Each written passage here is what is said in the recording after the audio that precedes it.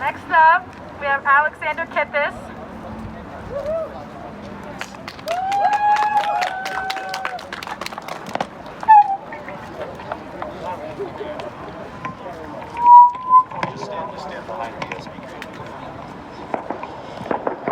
Hey everybody, my name is Alex Kippis. I'm an activist with a bunch of local progressive groups, and I spent some time on the Woonsocket City Council. Julia asked me to speak today, and I agreed.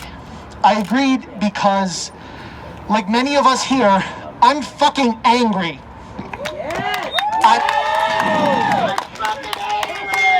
I'm angry because it seems like every day, every week, another black or brown life is lost at the hands of police brutality.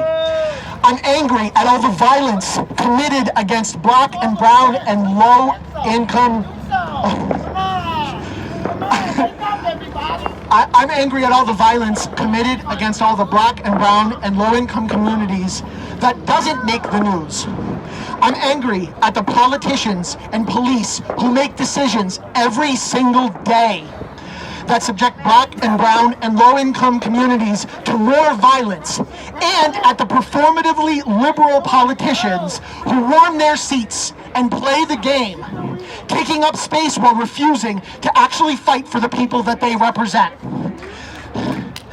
I'm angry that after our country reached a boiling point last summer, and a lot of people made a lot of promises about what was going to happen if we helped the blue guy get elected, we're still waiting, and it looks like those promises were lies. Huh?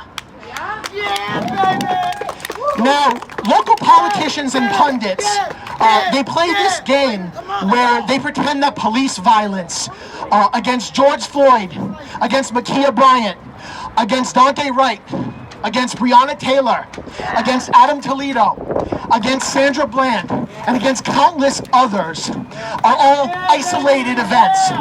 They pretend that those are problems for other communities, that we have never and would never have the same thing happen in our own backyards, because, as their narrative goes, racism doesn't exist in Woonsocket. That is some real bullshit, that's right. In every state, in every community across this country, including Rhode Island, and very much including here in Woonsocket, you see so-called leaders creating and maintaining systems of violence and oppression that result in death after death after death around this country. You see it in our city budget that prioritizes the police department while the schools and library and social services are underfunded year after year. You see it in our density reduction fund and the entire misguided housing philosophy shared by the far right and further right factions that make up our entire city government.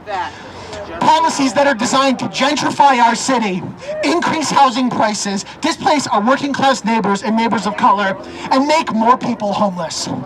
You see it in a city council who, after our community demanded real action last year, responded by sarcastically creating a racial advisory board, refusing to give them enough time to do the incredible task that was tasked to them, dismissing every one of their recommendations and then disbanding them.